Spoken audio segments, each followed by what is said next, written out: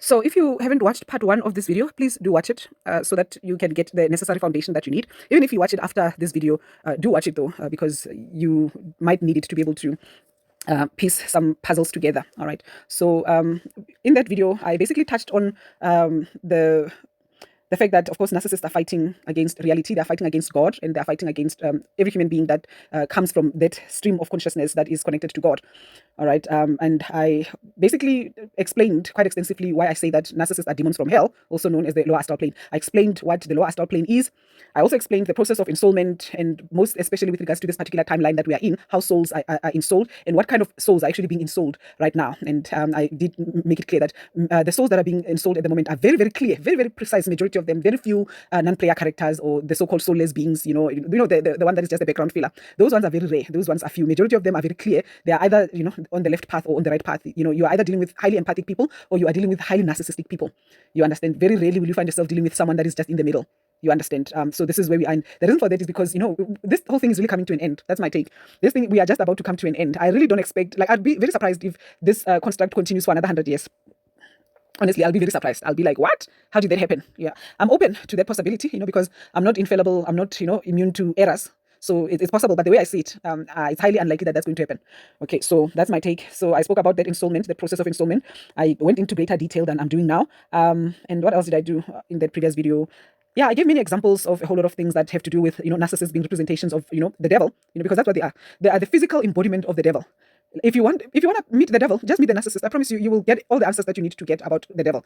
Like, if anyone doesn't know what the devil is, just meet a narcissist, eh? Just meet a narcissist. Sit down live a year with a narcissist. All right, just live a year. And don't be someone that has something that the narcissist needs. Okay, be someone that has something that the narcissist doesn't need. Okay, like literally just be a lowly human being. Okay, be someone that the narcissist sees maybe as weak, or someone that the narcissist sees as unimportant, as you have no value in terms of your material value.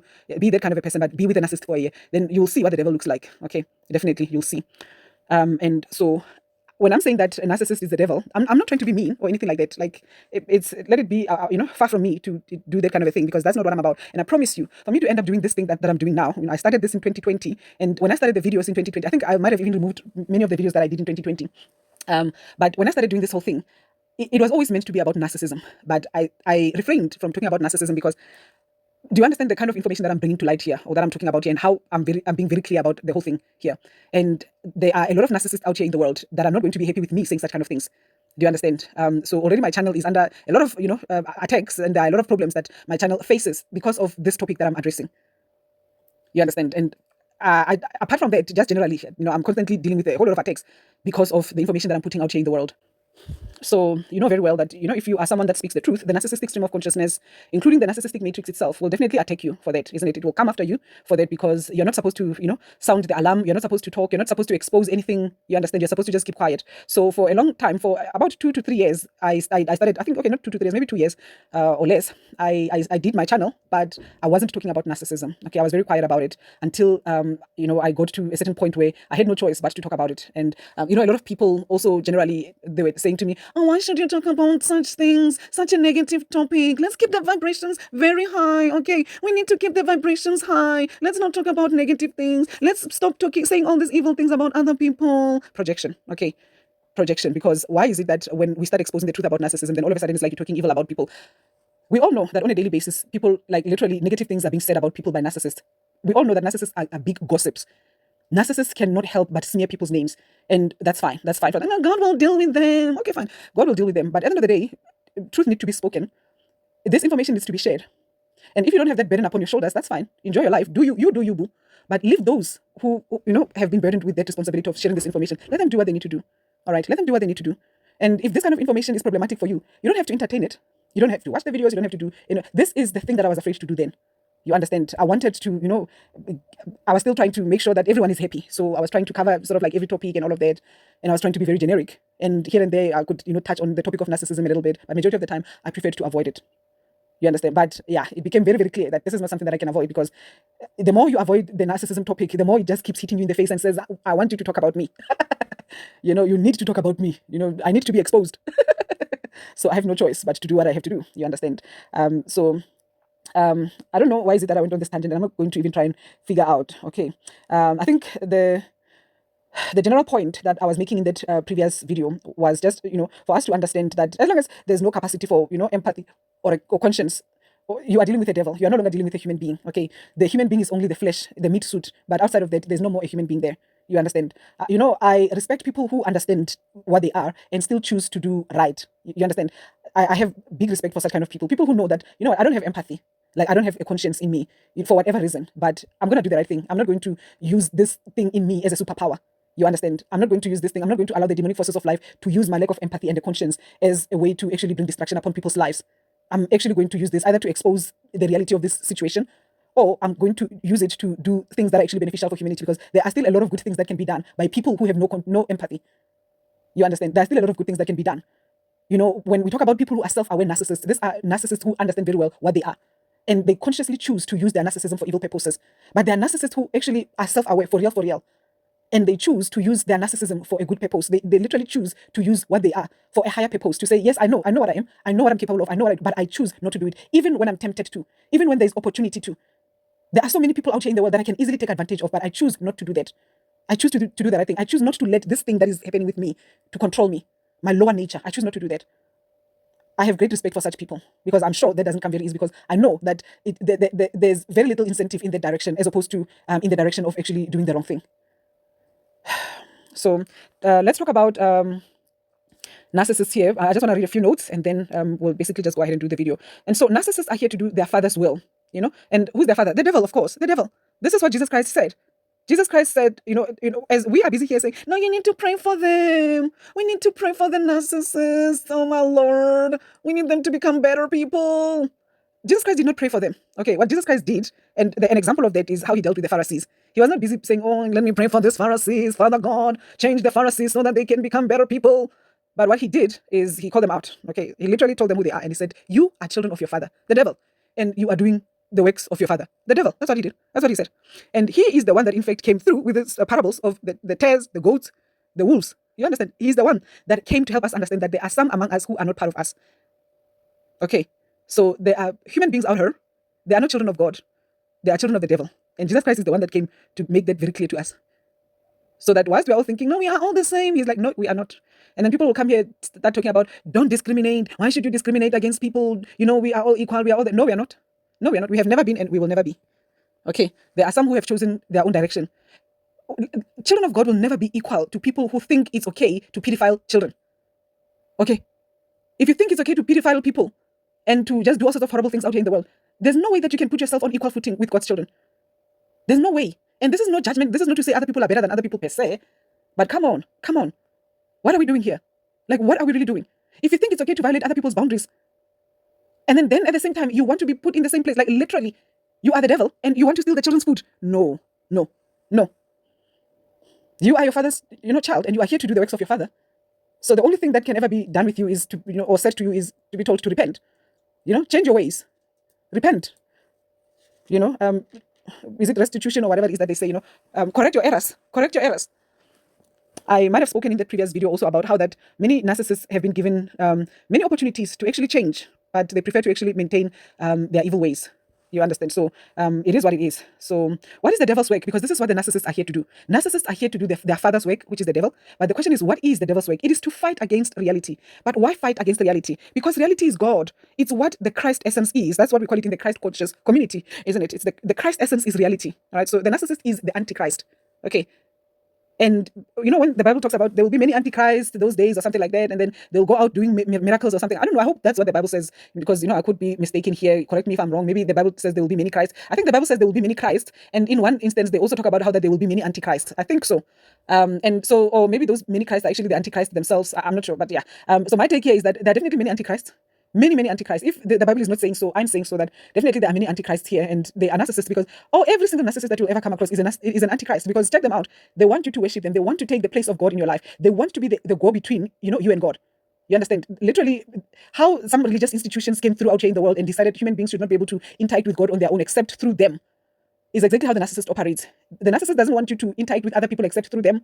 The narcissist doesn't want you to interact with life except through them. The narcissist doesn't want you to interact with God or any higher power except through them. You should see a narcissist practicing spirituality. You should see a narcissist doing that. That's how you see how that, when a narcissist is a guru, or a narcissist is a shaman, or a narcissist is some kind of a spiritual practitioner of sorts, you should see them. That's the Antichrist right there in their true colors. Because, in other instances, they're still doing the same thing, but you don't really get to see it very clearly except when they're playing in that spiritual or religious place or space. Okay, but they're really fighting against the Christ essence, which is reality. So basically, reality is God, reality is the Christ essence, reality is truth, reality is real life. This is what the narcissist is fighting against. Okay, so why does the narcissist, aka the devil, fight against reality? Because it cancels out illusion. That's why. And the narcissist is a creature of illusion. Okay, what is illusion? It is hell. It is hell. Illusion is hell. Illusion is the lower astral plane. So you could pretty much say the narcissistic dark matrix is the realm of illusion. We are not in touch with reality in this particular paradigm. There are so many things that have been accepted as mainstream truth and mainstream reality that are nonsense. Absolute rubbish. Because this narcissistic dark matrix, the aim and its intention all the way has always been to remove us from true reality and to place us in a position where we are disconnected from truth, we are disconnected from reality, we are disconnected from God, and we are connected to the lower astral plane where we can be lushed, where we can be farmed, where we can be, fed upon by demonic entities, starting from the narcissist, going all the way to those discarnate spirits. So this reality, this narcissistic dark matrix is not connected to reality at all. It's a false reality.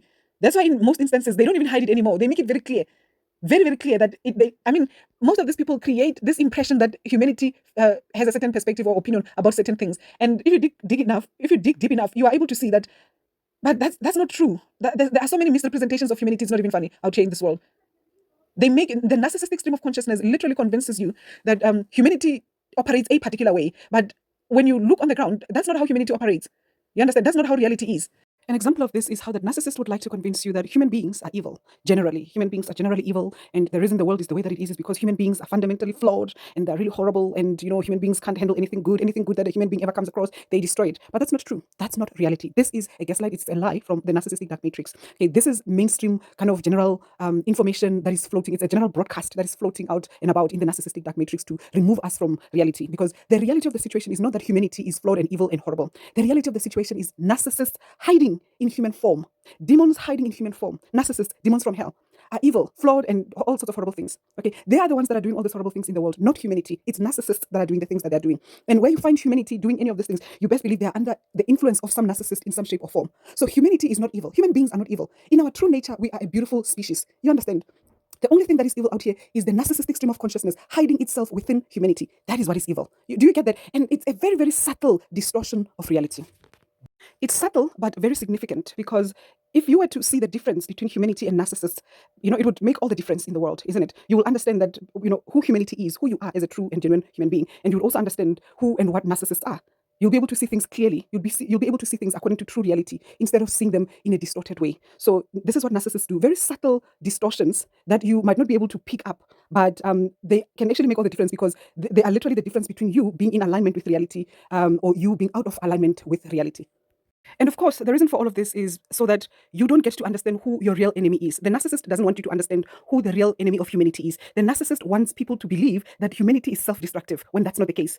There's only one force that is destroying humanity, and that is the narcissistic stream of consciousness. You understand? These are the narcissists of the world. They are the ones that are destroying humanity. Humanity is not trying to destroy itself. Narcissists are pretending to be human beings, and they are self-destructive, and they are also destroying humanity. Do you see that difference? I hope you do. So this illusion, this hell, this is the narcissist reality, okay? This is the devil's reality, and it's the same thing. So basically, the narcissist fights reality in an effort to survive, because a narcissist is a being of illusion. So the narcissist has been invalidated automatically by default. When the narcissist chose illusion over reality, they became an invalid being. You understand? That's why all this terminology that I'm using to describe narcissists is not to attack the narcissist per se. You understand? The same way that narcissists use words to attack people and to shame people. The words that I'm using, I'm not using them to attack the narcissist per se. I'm using those words because they are actually describing technically what is really happening with the narcissist. The narcissist illegitimized themselves. No one illegitimized them. They invalidated themselves. No one invalidated them. They invalidated and illegitimized themselves when they chose illusion over reality. When they chose to believe that they are the most wonderful thing in the world, and they are better than God, and that they are going to work against humanity, and even against, their own true soul's nature. That's when they invalidated themselves. That's when they chose the wrong path. When they decided to go against humanity, against life, that's when they went against themselves. When they decided to take over the world and terraform this whole situation and make it as messy as they have made it, they did this to themselves. No one did it to them. When they decided that they're going to get a kick out of deceiving people and laughing as those people are suffering the consequences of what the narcissists have done in their lives, They chose to do that. When they chose to become black magicians, to fly by night, when they chose that, no one chose it for them. They did this to themselves. So when I'm calling them illegitimate and invalid and demons from hell and all of those things, I'm not saying it because I'm trying to, attack them or anything like that. I'm saying that because that's reality. Technically, this is what has happened. This is who they are. So they are invalid beings because they are out of touch with reality. They are no longer operating in reality. The only thing that is real about a narcissist is the physical form. You understand? That's the only thing that is real about a narcissist, is the physical form. Outside from the physical form, there is nothing else that is real about a narcissist. That's the illusion. That's the grand illusion. That's the grand disguise. That's that big scam. The biggest scam when it comes to narcissism is this illusion that they are real human beings just because they've got the meat suit. And, I will never, ever advocate anyone causing harm to anyone by virtue of this person being a narcissist. I'll never do that. I will never, ever support that. Because what's the purpose of us becoming narcissists ourselves? When narcissists want to, cause harm upon people, they will start saying, well, people are narcissists. They will start attacking those people and projecting all sorts of evil things upon those people. When a narcissist wants to attack you, of course, they will start giving you names and doing all sorts of things. Narcissists will call people narcissists and say, you are a narcissist, you deserve to be attacked, and they might even quote my words and things like that. But that's not how we operate here. This is not the purpose of this information that we are sharing here. But narcissists are invalid because they are illusory beings. They operate from a plane of falsities, of fantasy, an imaginary realm. They live in this other world where they are God, okay? They have literally, in their messed up minds, they believe that they are God, and there's no real God. So it's like they've got all these things, but they are literally pissing off on whoever it is that created. Like there's this body that they have, the physical body, and they've got all these things that are miraculous processes that are constantly taking place in that physical form. We could call them miraculous, and then the soul tribe community will still complain, and I know, even I myself have my own complaints about the physical form. But the fact remains, there are a lot of miraculous processes that still take place within the physical form. And of course, there'll be this other group of, truth seekers as well that will tell you that, it's the Akons and the Nephilims, not even the Nephilims, it's the Akons and the Elohims and, some other beings in the past that were busy creating us, that made us to be this way and took that to be like that and all of that. And we don't know what we don't know about all those things. But what we know is that even this physical form, there are a lot of miraculous processes that are taking place. And with that being the case, there is a higher force and intelligence that has caused all of these things to be here. Even if we could say that there are some beings that were involved in some processes here and then all of that, but the reality is that there is still a much higher being that enables and creates the environments and provide the tools and resources, as well as the information, the knowledge, and the wisdom for those things to happen. And you want to piss on that one and say you are God just because you can do certain things, just because you can fly by night, just because you can do a whole lot of stuff. You think you now have the right to piss on the true creator of everything. You have illegitimized yourself. You have literally invalidated yourself. You have taken yourself out of the stream of consciousness and you have placed yourself into the stream of illusion. Okay, so, and the thing is, so now you have become ego. You have become nothing but ego. Your soul has dissolved. You no longer have a soul. That's why you are illegitimate. You no longer have a soul. You are now a non-player character. You are now a soulless being, and you are literally now a demon. All you have is an ego. All you have is ego that is untamed. That's all you have, and that's all you are. And with that being the case, the ego can only operate in illusion, alone, without the soul, without the spirit, without connection to true God creator. It can only operate in a realm of illusion. You can only operate in those type of sims, type of environment. That's why you need to terraform the earth and make it, an environment that is conducive to fakery. Everything that is fake. Everyone needs to be fake now. Everything needs to be fake now, just so that it can be hospitable, conducive for you, because you are fake. You are no longer a real human being. You are fake. So, when a narcissist fights you, we need to understand, especially as God's children, as empaths, as real human beings, when a narcissist is fighting you, they are really fighting reality. Okay? They are not really fighting you per se. They are fighting reality, and you are a representation of reality. Because if you are a true child of God, if you're still connected to true God creator, your soul will always be seeking after God. Your soul will always be seeking after true reality. Your soul will always be seeking after truth. You stop seeking these things when you are disconnected from God.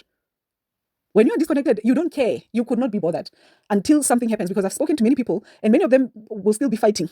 You understand? But everyone gets a chance. I tell you the truth. I have seen it. I've been researching this for more than 30 years. Everyone gets a chance to repent, or whatever it is that you call it. Because I don't, repent is pretty much a Christian word, but it's a good word. Repent. Change your ways. Everyone gets a chance. You know that every single person, I have seen it, I have witnessed it. Do you know how many people I've spoken to in 30 years? Do you understand? I've spoken to thousands of people. That's why I say I feel old. I feel old. I do. I feel ancient because I have spoken to so many people. I have seen so many things out here in the world. It's like, I've got data for days. Okay, I do have data. That's why I need to do this because, they needs to be put on record. So, everyone gets a chance. Many narcissists get a chance. Literally every narcissist, just like every human being out here in this world, as long as you are in the third dimension, as long as you are human, you will get that chance. You will get that opportunity. Even if you're a demon from hell, you came here because you wanted to know where the party was at. Even you still get a chance. The same way that God's children get a chance. You will get a chance to repent. Things will go bad in your life. Okay. Many people will tell me, oh, since 2020, everything was fine in my life until 2020. And it's like, yes, 2020 came. And I will never celebrate anyone's challenges and everything, because even I myself experienced things in 2020. Everyone experiences things out here in the world, but there'll always be that time in your life where you'll experience some kind of a catastrophe. Something will happen in your life. There'll be some kind of a shake-up. And usually when you go through that shake-up, some people will tell you, no, the ancestors are angry with you. No, that's not what's really going on there. Please, and I'm not going to argue with those people that, propagate this kind of information. But that's not really what's going on. Majority of the time, when you're going through some kind of a crisis in your life like that, usually it means there's one or two things that you just need to reflect upon and change. So if you are headed on a wrong path, that's usually an opportunity. It's like a crack in the system for you to be able to change courses. You understand? It's a redirection. It's an opportunity to change paths, to look at, okay, fine, so how did I get here? What is really going on? Okay, the first thing that you want to do whenever it is that you're going through a crisis is look at who's around you. Like, who are your close people? All right, like, who is it that you are interacting with? The 5 closest people to you. What kind of a role are they playing in your life? What kind of value? And we're talking about it at a spiritual level, more so than at a materialistic level. And I'm not saying that, people shouldn't add material value to your life, but it shouldn't be the main thing that people are in your life. So you have to reflect in terms of, like, what exactly is it that these people are doing? What is happening here? Because majority of the time, if you yourself are not a narcissist, of course, and if you are a narcissist, you want to be able to see, because even if you are a narcissist, for example, you still will have to look at the people in your life and see, what is it that these people are contributing? And then also, what are they telling me about myself? You understand? So if all I have around me is narcissistic people or are narcissistic people, and all that we are doing, myself and these people, is causing harm upon people's life, you want to be able to reflect upon that. You can't just be going through a crisis and pretend that, you are just fine and everything is fine and the crisis is happening randomly and everything. Yes, things happen out here in the world because of the low vibrational frequency nature of this realm, but every single thing that happens gives us an opportunity to pause and reflect and make changes to our lives. So when things are happening, you have to look at yourself and ask yourself, what kind of a person are you? Like, are you going out here in the world and busy destroying people's lives and being proud of yourself, laughing? I've seen people out here busy laughing. You know that I've seen people laughing at people's demises. People laughing at people falling apart. Like, literally, a person is walking down the road and then they trip upon a rock and a person is having fun, laughing, having fun with it, with the fact that someone is actually meeting some kind of a calamity, some kind of a disaster. People's lives fall apart and people will be laughing. And you'd be surprised, some of these people, it would be their friends, it would be their relatives. Their lives would be falling apart and people will be celebrating, gossiping about it, having so much fun. You would see the glee in their face. So when you go through crisis, this is an opportunity to be able to reflect upon yourself in this regard. And don't do temporary changes, do real changes. Tell yourself it's time to stop. It's time to stop. Acknowledge what you are. If you're a narcissist, acknowledge what you are. Be honest with yourself. I'm a narcissist, and you know what? I'm now deciding not to use my narcissism for evil purposes. It's a condition, it's a problem. I have lost my soul somewhere, somehow. I've lost my empathy. I've lost my conscience. So I don't have that same, compassion for humanity as I should have, or as other human beings have it, for whatever reason. I don't have it. But I don't want to, operate in a way whereby I'm causing harm to other human beings, because I wouldn't want anyone to cause harm upon my life. So therefore, I don't want to do the same thing to other people that I wouldn't want them to do to me. Because no one will cry foul like a narcissist when something bad happens to them. We've got a whole lot of narcissist scammers out here in the world who are busy causing so much harm in people's lives. Call it a love scammer, call it a whatever, spiritual scammer, guru scammers. We've got scammers everywhere. And these people, the minute they themselves have these things happen to them, no one cries louder than them. The people who do horrible things to people, when these things happen to them, they're the ones that scream the most.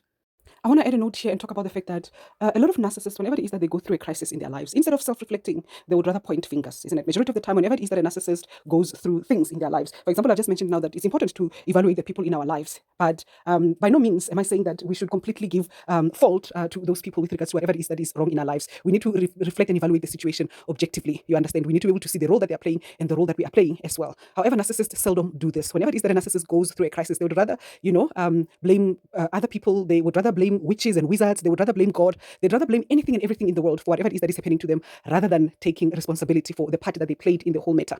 And I also do not condone this thing whereby narcissistic people, whenever it is that other people go through some kind of a crisis, when they attempt to quote unquote help those people with their advice and so on, usually they are using that opportunity to insert their distortions in those people's lives as well. And for example, when you talk about taking accountability for your own challenges, whatever it is that you've done, whatever role that you played in the whole situation, narcissists will actually shame you. They will start blaming you and they'll start talking about how that, or even their conduct in general will be a very shaming and a very guilt-tripping type of a conduct that is almost always implying the fact that, yeah, it's your fault that you're going through these things. You've done something wrong, or you've done things to people, or something along those lines, but there's some kind of punishment that has befallen you because and so you must take responsibility and accountability. And so basically taking responsibility and accountability means you feeling bad and horrible about yourself. You understand? So this is unfortunately how the horrible demonic narcissists of this world just twist and distort and pervert and invert every single thing. So even a simple thing like, a crisis situation, when it's supposed to be used for good, when a narcissist themselves is supposed to be reflecting and, improving themselves, they would rather blame people. But when it's another person in a narcissist's life that's going through a crisis and the narcissist somehow is trying to quote unquote help those people, because God knows narcissists will never help people, they are usually playing some kind of a role that has to be that has to do with them actually persecuting that person in some shape or form. They will do it subtly, but they will do it nonetheless. And when that crisis hit, somehow it forces you to pause. It forces you to sit down and reflect. And then when you get that opportunity to reflect, or if you are humble enough to give yourself that opportunity to reflect, make real changes, genuine changes for yourself and for your life. Reflect, what kind of relationships are you having in your life? What are you doing with your life for real, and not just at a materialistic level, but at a spiritual soul level? What are you doing with your soul? How are you adding value to your soul? How are you integrating your soul? Are you healing yourself? Are you harmonizing yourself? Or are you busy tearing yourself apart and tearing people apart? What are you doing with your life? For real, for real. I'm not, I will never ask people to be perfect human beings. I'll never ask people to, no, you mustn't do this, you mustn't do that, you mustn't do. I'm not going to go that far. I understand very well. I know what the Matrix has done to us. I know. I understand. All I'm asking from humanity and from those that might find themselves as narcissists and somehow asking themselves questions, all I'm asking is just the two things. The golden rule. Do no harm. How are you living your life in a way that you are doing no harm? Do unto others what you would want them to do unto you. How are you living your life in a way whereby you are not doing unto others what you wouldn't want them to do unto you? So anyway, when the narcissist is fighting you, they are fighting reality. The point that I was making now was basically just that thing that everyone gets an opportunity to repent, to become a better person. And narcissists regularly reject this opportunity because no one gets hit with crises like a narcissist. Literally, narcissists live their life on crisis mode because the thing about life is this: life will always be lifing. So if you don't take the opportunity to change your ways when an opportunity comes, usually it starts becoming a regular problem. So that's why majority of the time, if you live close enough to a narcissist, you will notice that at least on a weekly basis, if not every day, the narcissist is hit with some kind of a crisis. A narcissist is living a life full of crisis. That's why many times I'll be looking at people out here in the world. I'll be looking at them, and I'll be looking, and I live a very slow life. I love it, and I prefer it that way. I live a very, very, very slow life. This is a conscious choice that I made for myself to live a very slow life, very, very slow, so that I can see every single thing that is happening in my life. I can see when a fly passes by. I want to be able to see it. Okay, so and I know that a lot of narcissists out here in the world will be looking at me and will be looking at my life and will be saying, "Oh, she's not living the right life." There's something wrong with her. Something bad must have happened to her. Why on earth would she live such kind of a life? This is so abnormal. This is not normal. No, no, no, no. This is not normal. This is what the narcissist would be saying. And I'll be looking at her and I'll be like, I'm looking at narcissists out here in the world, and I know what the life of a narcissist is like. The narcissist is constantly on crisis mode. Okay. The narcissist is constantly, every single day. If at best they are having, a little bit of a break, it's like maybe every week there's a crisis. But a narcissist is constantly in crisis mode. Because you can't be running away from God and think that everything's going to be fine, with you all the time. No, there's no way. You can't be busy messing with God and think that everything is going to be fine with you. So one thing that's for sure, narcissists do know how to put up a show and make pretense, make things look like everything is perfect with them. Thank God for social media. That's what a narcissist says, because then I can deceive people very easily. They put a nice picture of myself smiling and looking very good for their camera and pouting. You understand? But the narcissist is constantly in crisis mode because why? They are running away from God. That's why the Bible says the wicked is running even when no one is chasing. So I would say no one is chasing because you can't see who's chasing the narcissist, but there are things that are chasing the narcissist. The narcissist is running away from his own karma. The narcissist is running away from repenting. The narcissist is running away from the consequence of everything that they are doing. The narcissist is running away from reality. The narcissist is running. Do you understand how busy the narcissist is? No one is busier than a narcissist. I've never ever seen anyone who's as busy as a narcissist. Show me a very, very busy person, I'll show you a narcissist. And I'm not saying everyone that's busy is a narcissist, but I'm saying I've never seen anyone who's as busy as a narcissist. Normal human beings can get very busy, but normal human beings, they want rest. They seek after rest. Not narcissists. Narcissists do not want rest. They do not want to rest. They are running away from rest. Rest is going to eat a narcissist up. Okay, so they run away from it. So narcissists are always fighting reality. So when they fight you, they're really fighting against reality. And so who are these people that narcissists are usually fighting against? Because when I'm saying you, the narcissist is fighting you. Who are you that I'm saying the narcissist is fighting against? Usually it's the weak. The narcissist attacks the weak. Okay, so if you're a person that has any kind of weakness whatsoever, or whatever it is that the narcissist considers to be weak, because in the upside down world, there are certain things that they see to be weak. Like, for example, if you're not financially well off, the narcissist sees you as weak. If you don't drive a certain car, if you don't live in a certain type of environment, or whatever, if there are certain things that are materialistic that if you don't possess them, the narcissist sees you as weak. If you are occupied in certain types of positions, the narcissist sees you as weak, unless if there's something that they want. Basically, if you don't serve some kind of an advantage to a narcissist for their narcissism, then the narcissist will see you as weak. So don't be surprised. Sometimes you could, really meet all this criteria that is regarded as weak, and the narcissist is still nice to you. You must know that there's something that the narcissist still wants from you, or still sees as value for their narcissism. But if the narcissist doesn't need anything from you, and typically you don't fall within this particular category that I'm mentioning now, having certain things or whatever, the narcissist will see you as weak. Okay, so if you don't have things of material value for the narcissist, they'll always see you as weak. All right, and then they will attack you. Why do they attack people that they consider to be weak? Because you are introducing to a narcissist this reality that the narcissist does not want to interact with. Okay, the narcissist does not want to deal with reality that has to do with the fact that there are people in this world that have certain challenges that they are dealing with. For example, people that have mental handicaps. You understand? People that have mental problems. The narcissist doesn't want to, deal with. The narcissist will abuse those people. They will attack those people because to a narcissist, this is a reality that the narcissist does not want to reflect upon. Okay, the narcissist wants to behold things that are perfect, things that they consider to be amazing or whatever. They do not want to deal with anything that has to do with anything that does not add any value to them. You understand? So they will attack you if they see you as someone that has this kind of things. So I really do feel bad for people that do have some mental health issues, some real mental health issues, not some demonic mental health issues. And we could argue and say a lot of mental health issues are demonic, but you know what I'm talking about, because some other mental health issues are actually mental health issues that are here to bring enlightenment, believe it or not. These people that we call autistic, the ones that are really, and not everyone, everything has its own little, shades and hue and all of those things, hues. But really, there are, certain types of people that they've got certain kind of mental health issues whereby really they are not able to participate in the world the way that people are used to, or people are able to participate in the world. You understand? Those kind of people, also majority of the time, the higher forces bring them in, or they come into this room as higher forces to just be that way, just so that they can just be here like that. Because majority of the time, such kind of people, they carry presence with them. Okay, not all the time, because it depends on a whole lot of things, and as I said, it can be a little bit complicated like that. But majority of the time, those people, they're actually bringing a higher presence, in their space. And narcissists will typically be attacking those people. So I was saying, I feel sorry if such kind of people, or I feel bad, I don't know what's the right way to, if this kind of people would be raised in an environment where they are growing up with narcissists, or they are raised by narcissists, because yeah, that would be really bad. That would be really horrible. Okay, but narcissists would take advantage of such any kind of shortcoming that a person has, that a narcissist sees as a weakness. Narcissists also see empathy as a weakness. They see kindness as a weakness. They see generosity as a weakness, something that they can exploit. Those kind of things. Children are weak as well, so narcissists will definitely attack children, abuse children. No one is cruel to children like narcissists. And we all know that narcissists, when they dish out their abuse, is never just them just being abusive all the way through. They abuse, and they do intermittent reinforcement, then they abuse, and then they do intermittent reinforcement. But one thing that you will know is that the children of a narcissist will always be afraid of the narcissist. Okay, and it's not that fear of respect; it's that fear of, oh, this is a monster, I'm scared of it. You understand? The children of a narcissist will always have a certain fear of a narcissist that is unnatural. All right, so that's the reality that narcissists do not want to deal with. They do not want to deal with the reality of people having any kind of weakness. Okay, and so things like children and people that need help and all of that, that's a problem to narcissists. They don't really like dealing with such kind of things. They will do them for whatever purpose and whatever benefit that they get for their narcissism, but they will never ever do all those things for the purpose of doing them, because they are wonderful and kind and loving. No, never. Narcissists don't operate like that. Okay, so but outside of them trying to get any benefit for their narcissism, their interaction with these people that they consider to be weak will always be hostile. All right, because they are fighting that reality of weakness. So in their mind, they decide that this is weakness. We don't see it as weakness.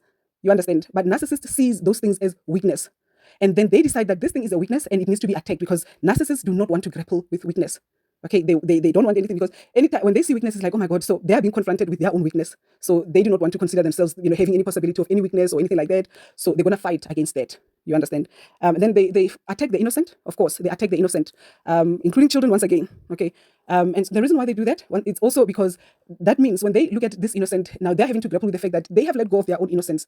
Okay, so a lot of things out here in the world, they are sort of like giving us an opportunity to reflect upon ourselves about certain things. You understand? Certain realities within ourselves. So however it is that we engage and interact with those things, it tells a story about how that we are reflecting about those things, or how that we are thinking about those things, what kind of internal processes are taking place within us about those things. So if you see something and then you want to attack it, if you see something that is external and you want to attack it, that means there's some kind of an internal process that is not going right within you with regards to that thing. You understand? So, and this is, very, very obvious. It's very evident in the case of a narcissist. So when they see innocent people, it wraps them the wrong way, because to a narcissist, it's like, narcissists see innocence as naivety. You understand? Narcissists see people that are innocent as naive people. Okay. And then they'll be talking about, oh, you are too naive for this world and everything. But they're not telling you that, because they'll tell you out here in the world, there are sharks. Narcissists will talk about it. There are sharks. There are all these horrible things out here in the world. You are too nice for this world. You are too naive. In fact, they'll never say you are nice. You are too naive for this world. But the reality is that they are the sharks. They are the demons. They are the monsters, the boogeymans that are actually making this world too hostile for people to really be innocent, too hostile for people to really be kind, be authentic to their true nature, be loving, be giving, be generous, be wonderful, be embracing, be warm. They are the ones that are making it impossible for people to be that way, because, when you are being warm towards a narcissist, it's like literally just hugging a porcupine. You understand? So, but they'll always make it out to look like, the danger is out there. You're too naive out there in the world. No, it's really with the narcissist that you are not safe with your innocence. You are not safe in your innocence because there are narcissists in the world. So it's not your innocence that's making you unsafe. It's the fact that there are narcissists in the world that makes your innocence unsafe. So the narcissist will be fighting your innocence because it's a reflection of the fact that the narcissist is a predator. You understand? So that's why they're attacking your innocence, because it's reflecting upon them. It's showing them, it's mirroring back to them the fact that they are these dark demonic monsters, boogeymen. You understand? And then they fight against truth seekers. Of course, they do fight against truth seekers. And the reason why they fight against truth seekers is because if you are someone that is searching for truth, if you are someone that is seeking the truth, then of course, absolutely, sooner or later, you're going to be able to see who the narcissist is. You're going to see the narcissist in their true light. You're going to see the truth about a narcissist. If you are seeking truth, you are definitely going to see the truth about a narcissist. Not only are you going to see the truth about the narcissist, but you're also going to see the truth about reality. And when you see the truth about reality, then you are going to attach yourself to it. And that truth and that reality, remember what it does, it cancels out the illusion of the narcissist. So meaning your very existence as a truth seeker. And usually if you're a truth seeker, you are also a truth finder, isn't it? So meaning you are always going to be a pain in the narcissist butt, because your reality will always be in conflict with the narcissist illusion. So truth tellers, they attack truth tellers. They will always attack people who speak out about what is going on out here in the world. Because they prefer people to keep things all nice and embellished. You understand? They prefer everyone to just pretend that narcissism doesn't exist. And if you're going to talk about anything else but narcissism. Talk about anything else, but just don't expose the narcissist. Don't talk about the reality of the nature of this world that we are living in, how upside down it is, and how that it is this way because of too many narcissists out here in the world. Here in South Africa, they will say things like "motu," but Oscar tepa motu. Like I'm laughing, but these things. You look at them and it's like, oh my God, like these people have always known. They're not going to tell you that, no, there are some good people out here, but then, like how the statistic language, how they'll say, like we are all good, but there are one or two people that may not be safe out. They'll tell you, Oscar tepa motu. What Oscar tepa motu means, it's Setswana, right? It means don't trust anyone. And there are many things, they're just not coming to mind now, but if they do come to mind, I'll share them with you. Many things that people talk about when they make reference to this world that we are living in that makes you understand that this is a dangerous world. But the question is, why is the world so dangerous? Why is the world so dangerous? If we only have 6% of the population that is narcissistic, why is the world so dangerous? Why is it that human beings are not worthy of trust anymore? Okay. Truth tellers, they attack truth tellers because, of course, truth tellers expose narcissists, and narcissists hate anything that has to do with being exposed. Narcissists are creatures of darkness. That's the lower astral plane. And so they prefer to do everything in hiding. Narcissists, many times, particularly the common narcissists, the majority of narcissists out here, as I say, I always say that majority of narcissists are covert narcissists. So these are people that you will not suspect that they are narcissists under normal circumstances. So if the narcissist if this particular type of a narcissist has no issue with you, you will not know that they are a narcissist per se. You understand? You'll only know that they are a narcissist when they have an issue with you. And so usually how they operate is that when they have an issue with you, they'll always make sure that when they attack you, there are no witnesses around. Okay, whatever it is that they do with you, they'll make sure that they do it whereby there's no one who's going to be able to see what they are doing to you. Plausible deniability. So that if, for example, you decide to tell anyone about whatever it is that they're doing, they can always deny it. They can say, nope, I didn't do it. No, it wasn't me. You understand? No, she's lying. No, she imagines it. Those kind of things. That's what they do. I don't know how I got onto that tangent, but nonetheless, narcissists don't want you to talk because you are exposing them. And yeah, they don't like being exposed. I think that I was talking about the fact that they are creatures of darkness and they like to do everything in hiding. They don't like to do everything in plain sight. The ones that do things in plain sight, those are the sociopaths, the disorganized narcissists. They are the ones that will just do crazy things. They are the crazy narcissists. Okay, so they will typically do crazy things. Sometimes they do oscillate. Sometimes the covert narcissist can also turn into a sociopath and just do crazy things here and there and all of that. But majority of the time, the narcissist that you'll find yourself dealing with is typically the covert narcissist that only those that know that the person is a narcissist will know that the person is a narcissist, but majority of people will not know that the person is a narcissist because they hide themselves in plain sight like that. Okay, so they also attack critical thinkers. The reason why they attack critical thinkers is because they don't want anyone blowing their cover. These are people who are literally, they've created a world of illusion around everyone. You understand? So they're all about smokes and mirrors and mirages and illusions and delusions and fantasies and all sorts of things. Basically, they're constantly creating some kind of a facade about who they are, and of course they're constantly deceiving people in their lives because they're constantly altering reality, and their very essence, their very nature, their very aura, it alters reality because everything about a narcissist has to do with the low astral plane. It has to do with illusion. It has to do with hell. So everything about a narcissist is reality altering. Everything about them. Okay, the narcissist's very energy is reality altering. Whenever it is that you are in the presence of a narcissist, they will do everything in their power to lower. And it's not like they work hard. It's their aura, their energy. It lowers the vibrational frequency. It terraforms the environment. It lowers the vibrational frequency. Things get a little bit cold around a narcissist. Okay, things get a little bit. And then there are things that they do, black magic things that they do to disguise that whole thing. And that whole black magic thing that they do, casting spells and everything, it's also part of the illusion. You understand? So that you see things the way that you're not supposed to see them. Like, for example, a lot of narcissistic women, how they trap men is by, casting those spells whereby this man will see the narcissist as the most beautiful thing in the world, even though a narcissist is probably practically, looking like a crocodile or some kind of a creature like that. Excuse, this physical description type of thing. I'm just giving you an example. We've all seen these things in those fairy movies. Those sci-fi fantasy movies where, these people will be going, even the siren, the story about sirens is very much close to this one, isn't it? Whereby, the hunters or whoever, it's usually someone hunting for something, and then they'll be going either into the forest or into the sea, wherever it is that they're going to end up coming across this beautiful, either one woman or maybe three women. Okay. And then these women will be very beautiful, very attractive, very alluring and everything. But then somehow the spell might just, wear off, or there might be some kind of a glitch in the matrix, and then you might be able to see the reality for what it is. And then when you see that reality, it's like, oh my God, this is a goblin that I'm actually kissing here. I'm busy kissing a goblin, and here I was thinking that this is the most beautiful, this is a beauty pageant queen. This is a beauty queen. Only to find out that this is a goblin. Dear Lord. I don't know. I don't know if these days men are talking, but I've noticed that a lot of men that talk are actually narcissistic men, which is unfortunate, because I think we would really laugh if we were to hear stories from real men about the things that they are really experiencing out here in the world. But it's not just men that do this. It's not just men that go through this. Women go through this as well, isn't it? Like, because black magic, narcissistic men use black magic as well, isn't it? Then you wake up one day and you've been kissing this prince, my prince, my prince, my prince, and then turns out to be a goblin, turns out to be a frog. Oh, dear Lord. So if you're a critical thinker, sooner or later, you're going to be curious, isn't it? And then you're going to be looking at things. You're going to be trying to figure certain things out for whatever reason. Like critical thinkers, the thing about them is that they'll always pull the curtain out or something like that. They'll always fiddle with the curtain. And then they'll always want to see what's happening backstage. And then this is what narcissists hate. Okay, narcissists don't want you to question things. Narcissists want to leave things as chaotic as they are, because the reason why things are chaotic is because it hides them. Okay, it distracts from the reality of who and what they are. Okay, maybe this is also the reason why they're always running away from repentance, because they don't want to find themselves in a position where they are really exposed. Because let's face it, if a narcissist were to allow themselves to be honest enough about who and what they are, that's annihilation for their ego. And so if there's no soul there, then it's highly likely that that's the end of the person. In the narcissistic community, they call it mortification or collapse. Or yeah, I think it's those two terms. Okay, so that's the end of the narcissist. So they would rather not deal with it, and that's why sometimes I do suspect that the narcissists that are able to be honest enough with themselves and work with humanity and all of that, they probably still have some kind of a soul in them somehow. Those that are genuinely doing the good work, because there are some that pretend to be doing the good work but they are not. But those that are genuinely doing the real good work, I believe they still have some kind of a soul in them. And they are saying, what, I know I'm a narcissist. I know, I'm like dead inside. Okay, I'm dead. I'm like a devil inside me or her. But I'm going to do the right thing. I'm going to expose narcissism. And many times, some of them, it's working for them, whatever it is that they're doing. And you can't fight with them for that, because really, what do you expect them to do in this world? So they're making it work for them. They've got YouTube channels and social media channels. They're making a lot of money. They're selling products that have to do with exposing narcissism. You understand? So it's working for them. So if it's genuine, then kudos to them. But if it's not, then, well, I don't know. It's between them and God. You understand? But for those that are genuinely doing this thing, it's like, I'm impressed. I really like it. I like it when people do that, People like Sam Wagner, if what he's doing is real and genuine and good, and I am happy. I'm very happy about that. You understand? And they're making money. They are surviving. They are doing great things for themselves. They are using their narcissism for good. You understand? And they're making it work for them, because it is also bringing bread to the on the table.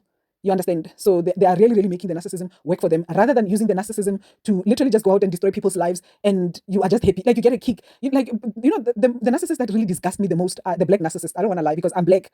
And the thing is, black people are suffering out here in the world. Like, do you understand how bad the situation is for black people out here in the world?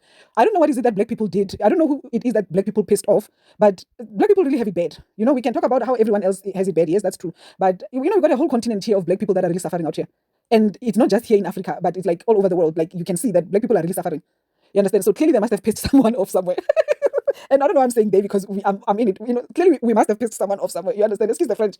But what annoys me about black narcissists is that even on top of all of that, the black narcissist is still choosing to abuse another black person. I just don't get it. Like, I've never gotten it, and I still don't get it. And I'm not saying that they should now start attacking other people, because I'm sure there are people who get attacked by black people. We've seen that story here in South Africa, where some 49 people decided to go to America because they feel they are being targeted by black people. And I'm like, nah, dude, you don't understand. Nah, you don't understand. Like, them black people are targeting everyone. They're not targeting white people. They are targeting everyone. You think it's personal because you are white, and you think that black people are targeting you because you are white. But that's not how it is. Black people out here, they are seeing the worst of the situation. You have no idea. And maybe you do, and maybe you are a narcissist yourself, and maybe you just wanted to go to America, and then when they get there, they start killing each other even when they get there, isn't it? They've already killed, they're not even there for like 3 months or however long, but they've already killed each other. It's like, what's going on? What's going on out here in this world? But really, black narcissists annoy me, like, to the last limit. I don't want to lie to you. Like, they bore me. They really bore me, because it's like, really, like, of all the things that you could use your narcissism for, this is what you're going to use it to destroy people who are already at a disadvantage. Like, to literally, black people, you should hear black narcissists, demonic creatures, demons from hell, talking about how she will never ever be better than that. She will never get out of this whatever situation. She will never ever, she must stay exactly where she is. Okay, she will never ever get better. Her life will never ever improve. It must never ever. Black people, black women, worst of all. Okay, black women talking about each other like that. Black women, evil demons from hell. Okay, setting traps for each other, using black magic, witchcraft, all sorts of horrible things. And that's not all they will do, because they'll still do a whole lot of other things that are still things that are surface level stuff, making sure that the other person does not ever get out of a state of poverty, a state of disadvantage that they are in. They will make sure of that. A black person will make sure that that happens to another black person. Whereas white narcissists out here in the world, they want all these nice things for other white narcissists. And I'm not trying to be racial here, but we've all seen it. We've seen it. White narcissists out here want nice things for white people. They want to promote the white culture, the white thing, the white supremacy. They want to do that. And they do that for each other. They promote each other, they push each other, they cry about each other's suffering. You should hear white narcissists complaining about the suffering of other white people here in South Africa. Even you yourself will shed a tear a little bit when you hear those kind of stories. I've seen it all out of her. Okay. But not so the case with black people. Not so the case with black narcissists. Black narcissists are not fighting for white narcissists have used, white black magicians who are narcissists, they have used their power to literally take over the world. Literally, run corporations and all sorts of things. They're running the world. Literally. That's what they're using their power for. Their black magic and everything. Their spells and all of those things. That's what they're using that power for.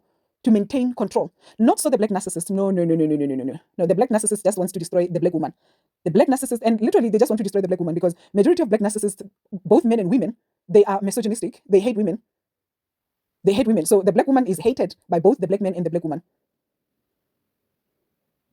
So this is what we're dealing with out here in this world. Okay, we laugh at these things because what else can we do?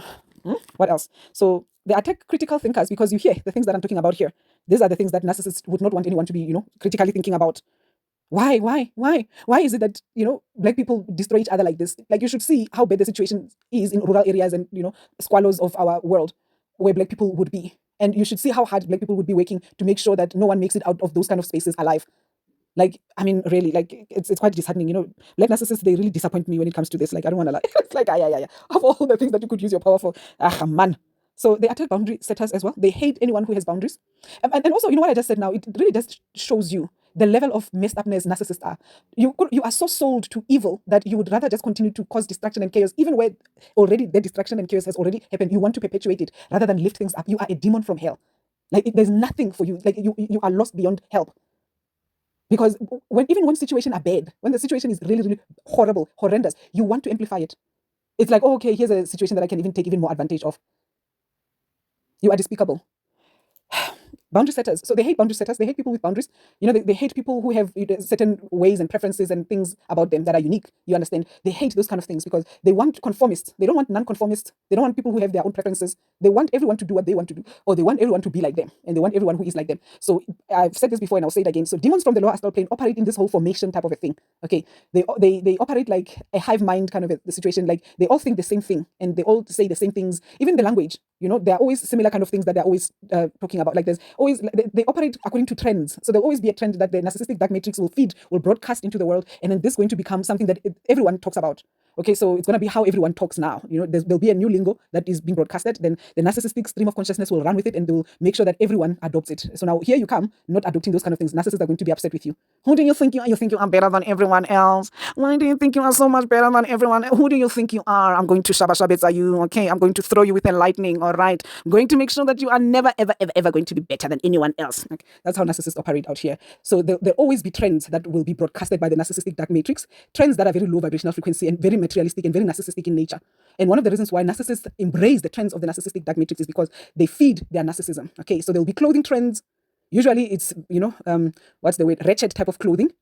We've all been there, we've all done it, we all have our own t-shirts, but they come from the narcissistic dark matrix and they're really, the stuff of narcissists. Okay, so there'll be clothing trends that will be coming through. Not all of them are wretched, but, there's always some kind of a theme that is going on, but majority of the time it's wretched. Then there's also musical themes that will also be broadcasted. There'll be a whole lot of themes. There'll be lifestyle themes that will be broadcasted. There'll be just TV program themes that are being broadcasted as well. All of this have to do with the mindset, so it's all to condition the mind. So it's subliminal messaging with regards to how people should be conducting themselves.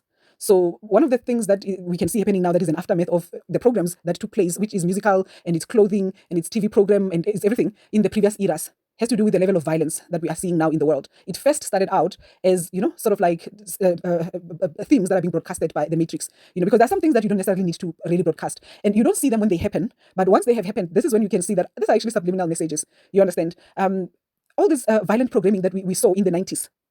I don't know if you remember a whole lot of violent programming that we saw in the 90s. And not only was it violent programming, but it was also music programming as well. It was rough music. Like, everybody's like, I'm just going to kill you. All right, yeah, I'm going to kill you. Me and my BITCH, we're going to come up in the club and we're going to do all these things.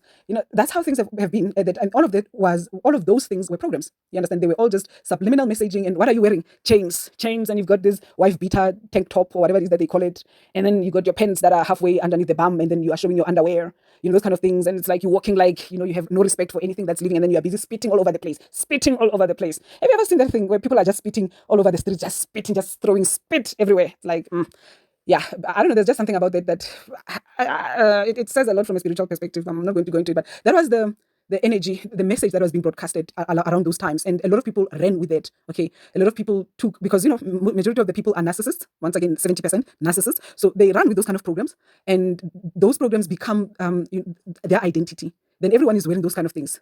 We've seen it. I saw that. I was still a teenager when these things, were coming out.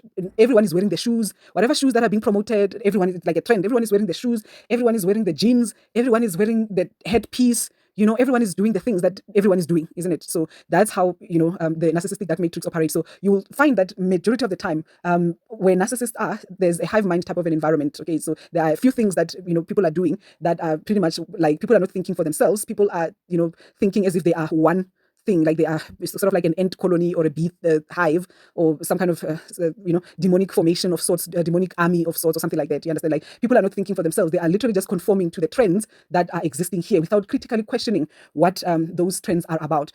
Let me just jump in here and add a point to prove that this thing about trends is actually very demonic. And it has to do with the fact that, I don't know if you've noticed that many people, particularly the younger generation, if they are not able to fall in line with those particular trends, majority of the time it makes their lives really horrible. Because firstly, they will be mocked by narcissists in their peer groups to say, okay, you can't be with us because you don't have certain things. If you don't have a certain type of a phone, if you don't have a certain type of dress code, if you're not living a certain type of a lifestyle, a lot of younger generations, a lot of people within the younger generations will not want to associate with you. And unfortunately, majority of the time, the pack leaders, the ring leaders, or whoever it is that is dominant in those particular peer groups are typically narcissistic type of people. You understand?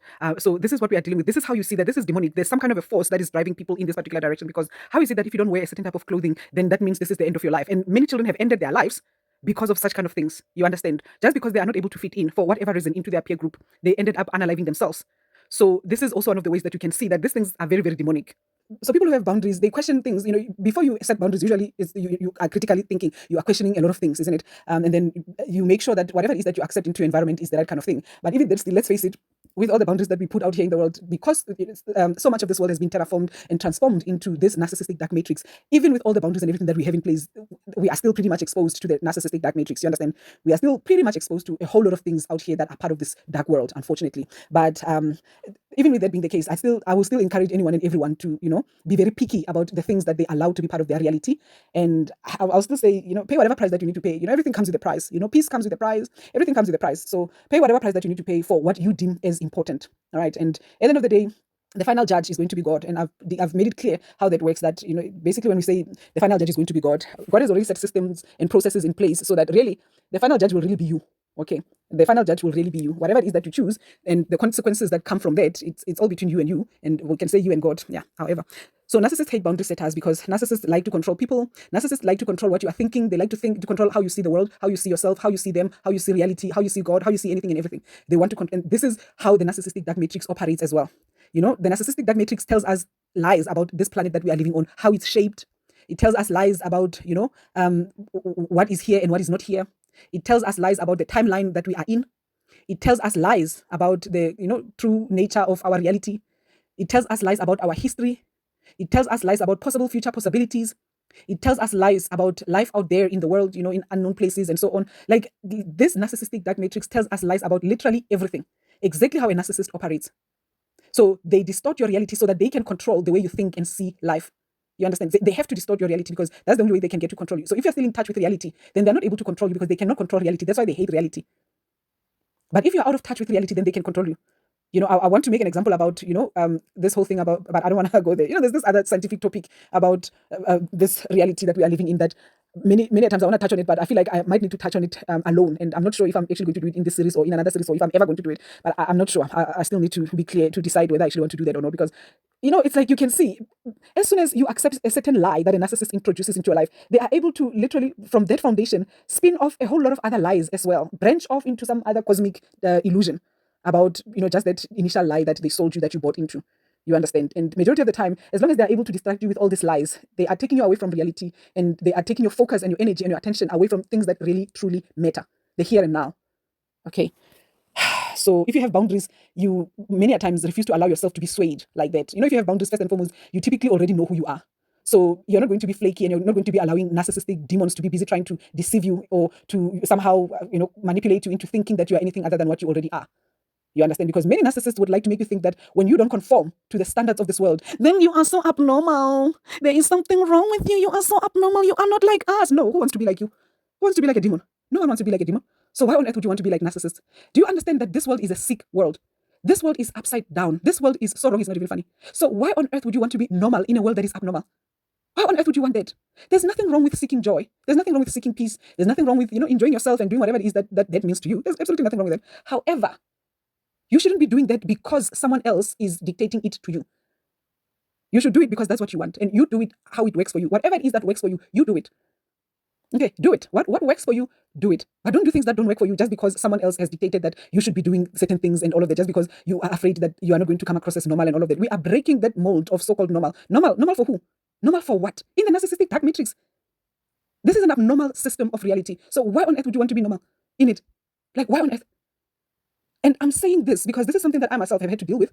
And I know that one of the reasons why I have had to deal with this thing of fear of coming across as abnormal is because there are many people who are going to need to follow in these particular footsteps, who are going to have to make choices for their lives, choices that are going to have to do with them doing certain things that will be considered abnormal. And people are afraid of stepping into their truth because of the box that demonic narcissists have put them into, to say, if you don't do what we say you must do, then we are going to label you as abnormal and we are going to ostracize you. And I'm saying, pay whatever price that you need to pay in order to live out your truth. This is not all there is to it. If it means somehow, I don't know, things are a little bit uncomfortable for you in this particular paradigm, God forbid, but at least you have eternity to look forward to. This is only temporary, and this is the most limited we'll ever be as the divine spirit or the divine human spirit that we are. This is the most limited we'll ever be. This is not where it began, and this is not where it ends. Do not let the narcissist deceive you into believing that. And no, I do not believe that we are going to be forced into becoming things that we are not, or we are going to be forced into reincarnating and all of that. I refuse to believe in that. I refuse to believe it. I love the soul trap community, but I refuse to believe that we are trapped here and there's no way out. I refuse to believe that. That thing has never been confirmed to me. So I'm not going to buy into it because it has never been confirmed to me. So the day that the guides, the day that God, the day that, whatever higher force I'm interacting with makes that very, very clear to me that that's the end of it. There's no going out here. We are trapped here. That's the day that, okay, fine, I'll come back to you and then I'll tell you, you know what, actually, yeah, it's bad. We are trapped. We can't get out. But I don't believe that true God creator is like that. I don't believe that true God creator is that powerless. I really do believe that the reason why things are happening the way they're happening right now, to an extent whereby it's very easy to believe and to assume that narcissists are all powerful, is because this is Satan's little season. So literally God has allowed narcissists out here in the world to think that they can get away with things so that they can do what they do best, so that they can show their true colors. But I don't want us as true God's children to fall prey to all of that, to a point whereby now we feel hopeless and we feel like we are deserted and this is the end. No, this is not.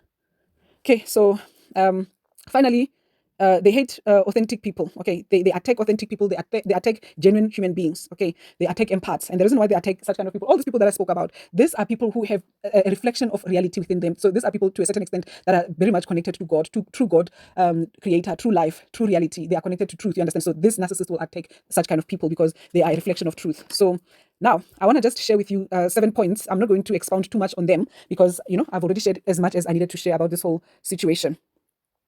All right. So let me just quickly touch on that. The fact what narcissists do with reality, how they react and how they deal with reality. Okay, 7 points them. Number 1, they ignore it. Okay, so they pretend they don't see it. They don't mention it. They even try to override it. Okay, so they literally pretend it doesn't exist. Narcissists. Okay, narcissists come with their own false reality all the time.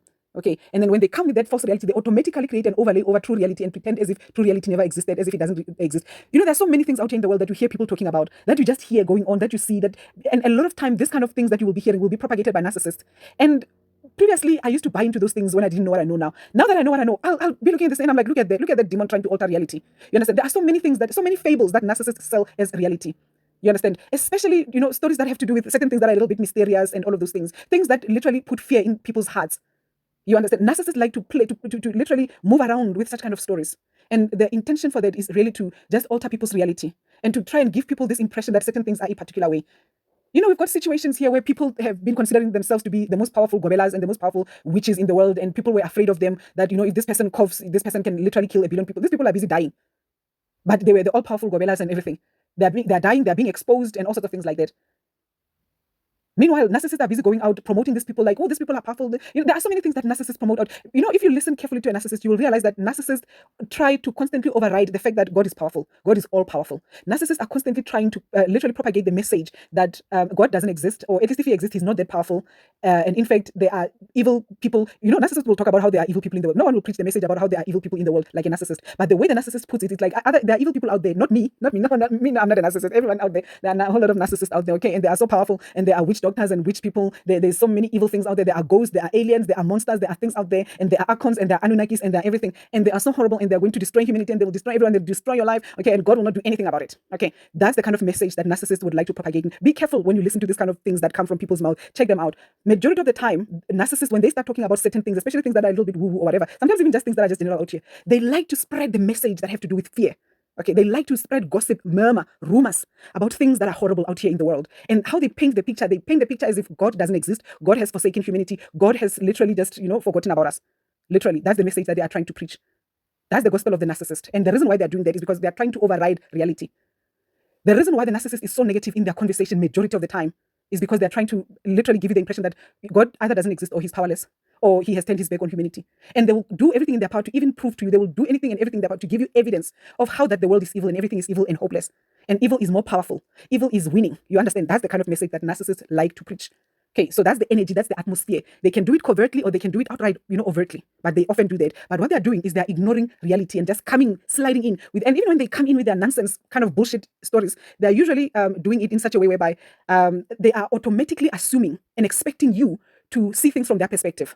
You understand? It's like they've already decided that you have bought it. They've taken away your right to critically assess what they are saying, and they've automatically imposed upon you a response, which is, yes, you agree with them. Yes, you see things that way as well. You understand? Demons from hell. Number two, they deny it. They deny reality. Okay. So they will call bluff on reality. They will say, it's not there, or it's not real, or something like that. Okay. So they first ignore it. Okay. So they act as if it doesn't exist, and then they're coming with their own stories and doing whatever. And then when you start, somehow maybe presenting information, or when life presents, information or evidence that reality is actually reality and reality does exist. You understand? Like, things are a certain way, because it's not just even about God or whatever, but it's about a lot of things. Like, literally everything that is real out here in the world, narcissists will be trying to, fight with it. Okay, let's say, for example, it's a particular person, and a particular person is very good at a particular thing. Maybe let's say a person is very good at dancing. Okay, that person is very good at dancing, and that's a reality. And the narcissist hates that reality about that person for whatever reason. The narcissist will ignore that person is good at dancing, and then someone will be like, but so and so is actually good at dancing, hey? The narcissist will be like, I've seen better dancers. No man, not really. You think so? Nah. I think so and so is actually a better dancer. Have you seen so and so? So and so actually does good dancing. Blah blah blah. So basically, what they're doing is they are denying that actually the reality is the way that it is. You understand? Because the point is, when you're telling someone so-and-so is actually a good dancer, it has nothing to do with whether, you agree or not. It's that person's opinion. It's like, okay, so you think so? Okay, wow, nice. For me personally, maybe I think so-and-so is a better dancer, but if you think this one is a better dancer, okay, that's fine. So we just have different perspectives like that. Narcissists would put things like that, but a narcissist is a narcissist. So even if they may put things like that, their intentions and everything are always different from when a real human being is doing things or saying things. You understand? But typically, narcissists prefer to deny things more so than to accept them or to embrace them if they are real. You understand? Number three, they smear or misinterpret it. Okay, so they smear or misinterpret reality. Okay, so they will speak very negatively about it or very, very poorly about it. Okay, so now let's talk about that person that knows how to dance. Let's give this person a name. Okay, Mariah is a great dancer. Mariah, the great dancer. Okay, so Mariah is a great dancer. The narcissist hates Mariah for being such a great dancer. Okay, because maybe the narcissist has two left feet. I have two left feet, and I love my two left feet.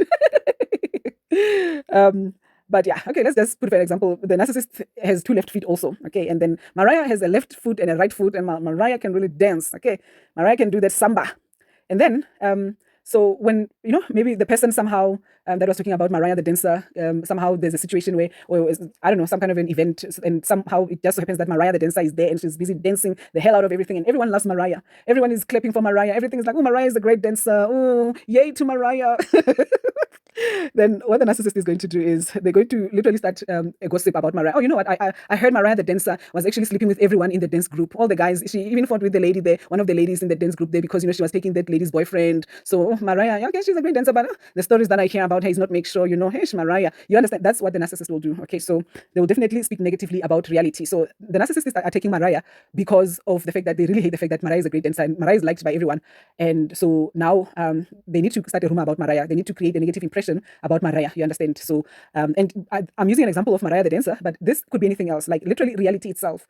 You understand? Hence, I was telling you the story, the fact that narcissists will literally be telling you about all these horrible things that are happening out here in the world. They want to distort your perception about reality. They want you to look at reality and feel so bad about it. And you could say that a lot of these videos, especially from this particular series, are coming across a little bit as if they are cynical. But if you listen closely, everything that I'm sharing with you so that you can be aware of what we are dealing with here. You understand? So I'm not sharing you this. I'm not sharing this information so that we can be cynical and be like, okay, it's all horrible. Let's all just give up. God doesn't exist. God is powerless and everything. No, I've shared all the information with you to understand that despite all of these things as well, God is still powerful. All right, that's why I'm exposing how that even narcissists want you to think that God is not powerful, God doesn't exist, and all of those things. I mean, narcissists will even infiltrate the spiritual community and say God is part of the construct, God is a demon, and everything and all of that. And it's like, okay, fine. There could be many imposters who pretend to be God and all of that, but there's still a real, true God creator. Let's not forget about that one, please. Let's not do that. Okay. So, but narcissists want you to forget about that. Okay. So that's why they will talk negatively, even about God. Okay, they'll talk negatively about God. How that people prayed, so many people prayed and prayed and prayed and prayed, and God still never came through for them. So I don't like God anymore. I'm not sure about God anymore because so many bad things have happened here in the world and God did nothing about it. So why on earth should I be bothering myself about God? But the reality of the situation is that we don't know what we don't know. We don't know why things have happened the way that they've happened. We don't know why God allowed certain things to happen. But why would we just automatically take all of that to conclude that God doesn't exist? Why isn't it when good things happen, we don't automatically decide that the devil is a loser? But whenever it is that bad things happen, we automatically decide that God is a loser. Like, why is it that God is always on the bad side of this whole equation? Like, God is always on the receiving end of some backlash and abuse and everything and attacks from people. And God has been misrepresented by the narcissistic stream of consciousness, because let's face it, when we talk about religion and all the distortions that have taken place where religion is concerned, all the horrible things that have come out of religion, talk about a misrepresentation of God. Okay, that's a serious misrepresentation of God. All right, narcissists have literally, because when you search into this whole situation of religion, you will find that there have always been higher schools of knowledge and spiritual science.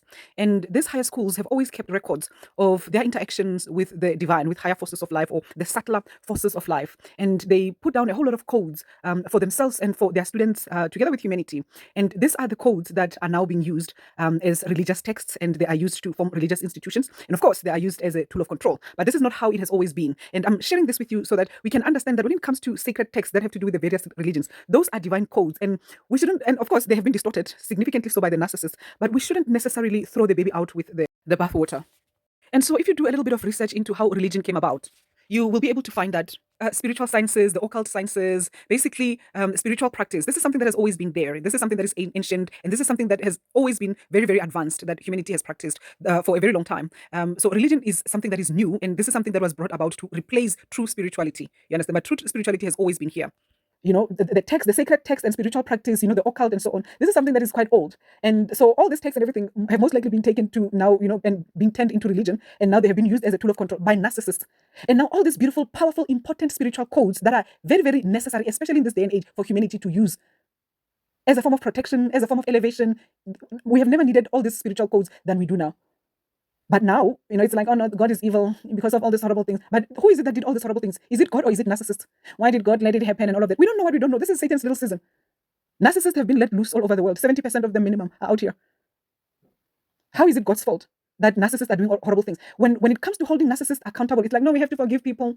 We have to forgive everyone. Everyone is human. We have to be kind to everyone. Let's just be nice to everyone. Let's be forgiving. Let's be patient and accepting of everyone. Everyone makes mistakes. That's how we treat narcissists. Who are the ones that are busy killing people? Who are the ones that are busy pedophiling children? Who are the ones that are busy abusing women and children? Who are the ones that are busy committing all these heinous crimes? Okay, they are the ones that are doing all these horrible things. Narcissists, not God. Narcissists. God has never come down from heaven or from some higher place where he is and started doing horrible things to human beings, as far as I can remember in the past, few hundred years, 200 years at best. All these horrible things that have been happening to humanity has been happening because of narcissists, not God, narcissists. So why are we blaming God for what narcissists are doing instead of giving narcissists their due, credit for all of these things? Why are we not blaming narcissists for what they're doing? Why are we blaming God for it? And worst part, it's narcissists that are propagating this bullshit. No, God doesn't exist because of all these bad things that have happened to me. Majority of the time, narcissists will be reaping consequences of the things that they'll be doing. They'll be getting their karma. And then they'll be saying, no, bad things have happened to me, so that means God doesn't exist. And then horrible things are happening to people out here because narcissists are doing horrible things to people. Then the narcissist, God doesn't exist because look at all the people that are suffering in the world. Who's doing it? Is it God or is it narcissists? That's my question. So why are we punishing God instead of narcissists? I'm trying to understand. God has been misrepresented, okay? God has been smeared. Talk about a smear campaign against God. This is one. This is the biggest smear campaign against God, taking divine codes and using them as a tool of abuse, and then using it to turn people away from God. Demonic narcissists, devils from hell. Now, no one wants anything to do with God. No one wants anything to do with God. No one wants to pray. No one wants to love. No one wants to do anything good. Because demons from hell have pedophile children in church. Demons from hell have done horrible things in church in the name of God. Narcissists have done that. Now, instead of us seeing reality for what it is, that the problem is the narcissist, not God. God has given us the freedom. God has given us this planet to do what we want with it. Narcissists are doing what they want with it, and everyone is crying everywhere. Where a narcissist has passed, everyone is crying. But instead of blaming the real culprit, we are blaming God. That's not fair. Okay, so number 4, they attack it. Okay, they attack reality. Narcissists attack reality. And I'm talking about God like this. Remember, when I'm talking about God, I'm also talking about reality. Because God and reality are one. They are the same thing. We are in Him and He is in us. Who is He? He is reality. We are in reality and reality is in us. He is the truth. You know, when Jesus Christ says, I'm the way, the truth, and the life. You know, this word, this statement or sentence or whatever it is, I am. This is the name of God also. I am is the name of God. I am is the way, the truth, and the life. I am is reality. I am is God. That's why I'm saying we are God. We are one with Him. We are in Him. He is in us. But not that way, not that shady way, not that narcissistic way where I am God, I'm powerful, and I'm better than, there's no other God but me, all that bullshit. Right? That's not what I'm talking about. Okay. So narcissists attack God. Really, narcissists are the antichrist. They are the anti-God. They are demons and devils from hell, and they are fighting against God. They are fighting against reality because you cannot separate reality from God. So they attack reality. They mistreat reality. They abuse reality. They attempt to destroy it. And you can see that from what they did over the past 200 years, and they're still doing it now, burning old buildings. All the beautiful higher frequency buildings and all this beautiful technology and everything that comes from the previous civilization that was, much more evolved and advanced than us. And they stole all that technology. They attacked them. Firstly, they attacked that civilization. They killed them off. And some of them probably ran away to unknown lands that we are now not allowed to access them. And then they stole their properties, their buildings and everything that belongs to them. And all their buildings, they're all over the world. We have them here in South Africa. Lots of them. They stole their buildings. They stole their technology. They stole everything that those people created, their artifacts, everything. Millions of books are hidden in the Vatican's whatever places. And some of them, they're in the British Museum. Millions of artifacts and things and books. Things that are hidden from humanity about the truth of who we are and where we come from. And what has been happening on this planet. So they've killed the real owners of this world that we inherited. They stole their things and then they reverse engineered everything. This is how they deal with things. This is how they deal with reality. They're busy burning buildings because they're trying to remove traces of what they've done. Over and above other things, God knows what else they're doing, because they're never up to any good, these demons. But they attack reality. And I've seen this in real life. Narcissists do this. It's not just with, this stone people, the stone builders or stone people, the stone people. I'm not going to call their proper name. It's not just them that are doing all these things. Okay. But even the narcissist on the ground, that's exactly how they operate. If you are a representative of reality in any shape or form in a narcissist's life, they're going to attack you and they're going to steal your things. They might even steal your identity and present themselves as you, like your essence. But they would have attacked the hell out of you and tried to destroy you, if not successfully destroyed you. Number 5, they deflect from it. They deflect from reality. So if they don't attack it, they deflect from it. Okay, so they take attention away from it and place it somewhere else. Usually it's on themselves. So they don't want you to focus on reality. They want you to focus on them and the reality that they are trying to create and impose upon you. So they want you to see a particular type of reality. A reality where certain things are happening. Usually it's a very weird and gory reality, where you should be afraid of certain things that the narcissist doesn't want you to know about or narcissist doesn't want you to have access to. And then at the same time, they will also, put in that reality that is full of, that superficial type of, entertainment and excitement and fluff and, fleeting kind of pleasures.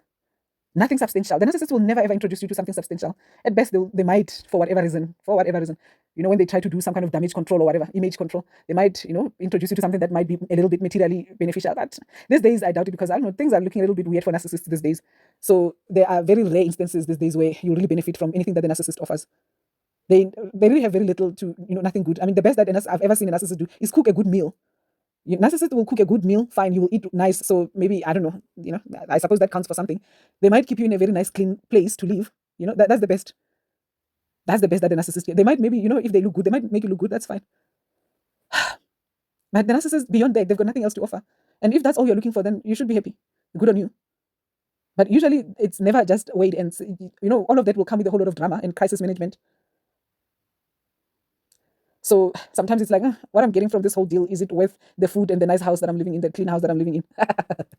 But they will deflect your attention away from reality, and they will, steer your attention towards them and whatever reality that they're trying to create for you. Okay, so number 6, they copy and distort it. Narcissists hate reality. So if they can't destroy it, or they can't fight it or remove it, they copy and distort it. Okay, so basically they copy it and misrepresent it. So what they will do is they will create a caricature version of the real thing. Okay, and we've seen it out here in the world in many, many instances. Okay, a false version of reality. Like, for example, spirituality has now become this, nowadays we hate the word new age, isn't it? Everyone is like hating upon new age. So, and it's because, this new age thing has been exposed to be this whole, fraudulent so-called woke movement situation. So it's like, when you are woke, you are not spiritually awake, you are woke. So that's a false version of being spiritually awake, you understand? So, and usually it's narcissists who are woke, because narcissists can never wake up spiritually. So they are just woke. So meaning they talk the talk, but they're really using the terminology and everything for their own narcissistic agendas. You understand? So this is how narcissists copy and distort something that is real, something that is genuine. You understand? Something that is pure, something that is good, reality. They distort it. Just like how they did even with the sacred codes that comes from ancient times, and they turned it into the Bible, they turned them into all these religious institutions, and then they messed everything up. They distorted everything. Why? Because they don't want you to be in touch with reality. They don't want humanity to be in touch with reality. So as long as you are working with those things, that means you will be in touch with reality. And they don't want that. Okay. I never really understood the saying that goes, the devil is in the details, until I understood narcissism. And then the saying started to make sense to me. Because another way that narcissists distort reality is by complicating it. All right. So there are a lot of things that are very simple and straightforward. And narcissists actually complicate them.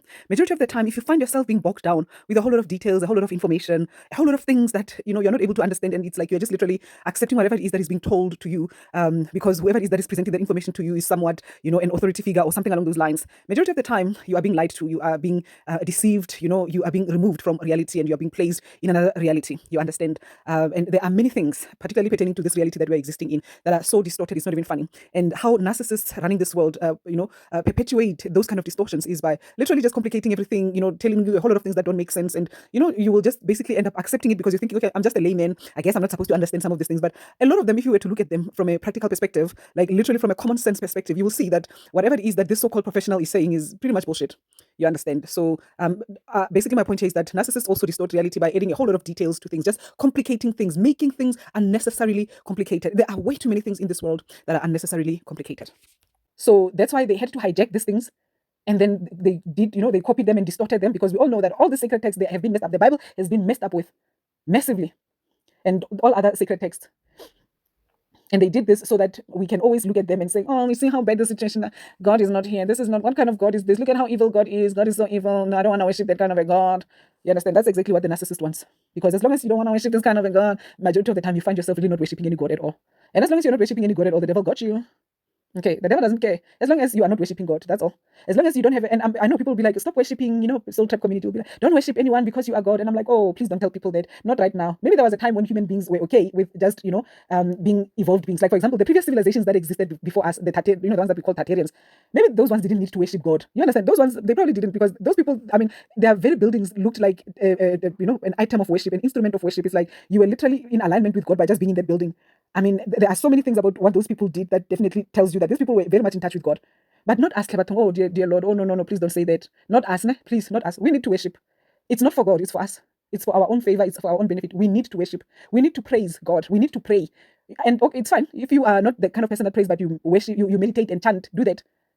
But you need to do something. You need to have some kind of an interaction with the higher force, the higher power, God, true God creator. You need to do that for your own sake. It's not for anyone's sake, but for yourself. Firstly, to preserve your soul, because the devil would like to have your soul. Remember, narcissistic demons out here in the world, they know very well that they are condemned. They know that they are just waiting for their own annihilation. So they will want to make sure that as many people as possible lose their souls as well. So for the preservation of your soul, to make sure that you are able to continue forward even after this thing ends, this horrible construct ends, you want to keep your soul intact. And you do that in our day and age. How we do it is through worship, is through prayer, it's through some kind of a communion with a higher force and a good and a benevolent force. The true creator of reality. You want to do that. Things are so dense right now that that's the highest way of connecting to God that we are able to generate. Do not be deceived. Please do not be deceived by people out here who, yes, they will tell you about how powerful we are as human beings. Yes, we are powerful. Yes, but here's the thing. Right now we are existing in a very, very, very dense realm, very dense reality. Remember, we have been hijacked into the narcissistic matrix. We have been bought and sold like cattle. You know that, right? You do understand that every single one of us, from the minute we were born out here, we have been sold as products. So there are so many things that, like, we have literally been shifted into a false realm, into a false version of reality. We have been shifted into that low astral plane. Okay, so this realm is so dense, so dense, that you can, the closest access that you have to God is through worship and prayer, or chanting and meditation, or whatever it is, that some kind of a spiritual practice. But that whole thing of no, don't pray, don't worship anyone, and that's bad for you if you worship anyone. I disagree. I beg to differ, because God knows who He is. He knows. He knows who He is, and He knows who you are. So if you worship Him, there's no that thing of no, God's ego is getting inflated. No, the devil's ego will get inflated if you worship Him, but not God. God knows who He is. God does not need worship. Please understand that God does not need worship. Worship is not for God; it's for you. Okay, I'm not going to go deeper into that. I think I've covered enough. Let's look at the last point, and then we are closing here. So if they don't copy and distort it, number 7, what they will do is they will pretend to embrace it. That's if everything else fails, right? They will pretend to embrace it and associate themselves with it to gain significance. Okay. And usually that's the infiltration. And this is how the previous civilizations were destroyed, okay, by the narcissistic stream of consciousness, because the narcissistic stream of consciousness has always been doing this thing of just coming in and infiltrating and destroying from within. Okay, so they will pretend to embrace it. It's like, oh, we are Christians now. We hated Jesus Christ. We killed him. Okay, we nailed him to the cross because that mother effer was annoying us. But now that we see that everyone likes him, okay, fine. Okay, we love him now. We're going to embrace him. Okay, we're going to embrace him. We're all going to be Christian. You know what? We're going to start a Christian church. Okay, we're going to write the Bible, and we're going to do this whole thing, and everyone better worship Jesus Christ, or else we're going to kill them, okay, or else we're going to bend them at the stake and call them witches. Everyone better worship. You hear me now? This is how narcissists operate, right? So if they cannot destroy something, they will definitely associate themselves with it, and of course they will always be destroying it, and they will really be associating themselves with that thing just so that they can gain significance. You understand? Just so that they can be important, because if you're associated with Christianity, and this is one of those things whereby these are some serious turn-offs about the Christian religion. I myself was born again for a very long time, and so with that being the case, I know quite a lot about born agains, and I can talk about them. Born again Christians. People will call them Protestants and so on. But for me, they are just born agains. And I call them born agains because that's what we call them here in South Africa, I think. So born agains, there are a lot of narcissists in that particular church. Narcissists are everywhere, okay? They're everywhere. But I'll talk about the narcissists in the born-again community. So narcissists are attracted to the born-again community because of this prestige that is associated with it. We are better than everyone else because, Jesus Christ is Lord. Hallelujah. Hallelujah. Okay, we are better than everyone else. Everyone that does not believe Jesus Christ is Lord is the devil, okay? Everyone that does not believe in Jesus Christ the way we believe Jesus Christ is Lord, or the way we believe in Him, everyone that does not pray like us, everyone that does not do things like us is the devil. You understand? This is how born-agains are. Okay, and majority of them are narcissists, unfortunately, and they literally are doing this church thing not because they love Jesus Christ, not because they love God, but because they want to be associated with things that are considered to be important, things that are considered to be significant, things that are considered to be pure, things that are considered to be holy. Okay, so that you can literally use the religion to look down on everyone else that is not part of that. You understand? Now everyone else, the Hindus are demons, the Islams are demons. You understand? Everyone is a demon, because they are not seeing God the way that you see God. Somehow, somewhere, you have been deceived into thinking that your interpretation of who God is the only... You forgot the fact that whatever it is that you have has been given to you by human beings. Whatever Bible that you are reading, as much as we embrace it, we love it, and I love Jesus Christ, but I will never ever forget the fact that it was the Roman Catholic Church, the very demons out here in the world, that gave me the Bible, and that told me the story about Jesus Christ. I will never forget that. That's why I will always take the meat, but I will leave the bones behind as far as possible. Because I'm not going to delude myself here and start, fighting against my fellow human beings because another human being has actually decided that I should be fighting with other human beings there. I know who the real devil is. The devil is the narcissist. It's not another human being. It's a narcissist. And the narcissist is the devil hiding in a human being. So it's not really another human being that I'm really fighting with here. It's just the devil. And the devil is everywhere. This narcissistic demon is everywhere. The narcissistic demon is in the born-again church, busy calling Jesus Christ, hallelujah. And this is the pastor that is busy sleeping with the young girls in church. And the pastor and his wife are busy scamming the church congregants of their money. You understand? So I'm not going to be deceived into all of that. I'm not buying it. I'm not going to fight against human beings just because they are Islam or anything like that. I am not going to do that. So I refuse that whole thing of allowing religion, race. If anyone wants to participate, do that. You do you, boo. I am not doing that. Gender things. I'm not going to fight with people about anything. I'll quote statistics where I see statistics. I'll quote things where I see things. I'll just pinpoint them where they are. But I am not going to take those type of sides. I know who the real enemy here is, and the real enemy is the narcissist. And the narcissist is everywhere. The narcissist is white, is black, is young, is old. The narcissist is rich, is poor. The narcissist is Islam, is Hindu, is Protestant, is atheist, agnostic. The narcissist is New Age. The narcissist practices conscious spirituality. The narcissist is everywhere. The narcissist is the real enemy. Not a person who is part of a particular church or not part of a particular church. The narcissist is Mormon. The narcissist is Seventh-day Adventist, Methodist, whatever. Is everywhere, everywhere. You'll find narcissists there. And then at the same time, you'll still find, a few good people there as well in those kind of environments, isn't it? Who are really genuinely looking for God. So I'm not going to judge those people who are genuinely really looking for God, that are in those spaces, simply because there are narcissists there, or simply because somehow, I have an issue with some kind of religion. Now, for me personally, it's like, as long as you're not part of the church of the devil, you're not my enemy. And also, as long as you're not a narcissist, you're not my enemy. So why on earth should I be fighting with you? Because we are on the same side. We have the same enemy, whether you choose to recognize it or not. But narcissists out here will definitely pretend to embrace all these things. Every single thing that a narcissist tries to embrace, especially religious or spiritual, they're not doing it because they really, love God or anything. How can the devil love God? The Bible says, how can two walk together unless they agree? And it even continues and says, how can the devil or demons and angels have fellowship, or something like that? Or how can the devil and God have fellowship? Something along those lines. That's what the Bible says, right? So the devil is not really going to church because he loves God. No, he's going to church because he wants significance that comes from going to church. He wants people to say, oh, he's so holy, because, he wants to cloak himself as a messenger of light. Isn't it? He wants that when he comes there with his suit and his shiny shoes and he starts preaching the Bible upon you, it's like, oh my gosh, this is so amazing. That brother just blessed me with the word of God. But this is a demon out here. And, they are mesmerizing you using their narcissism to associate themselves with things that are significant. You understand? Using their narcissism to serve their demonic agendas. Okay, so that's pretty much what I wanted to share with you regarding how narcissists fight against reality. Part 2. Okay, thank you.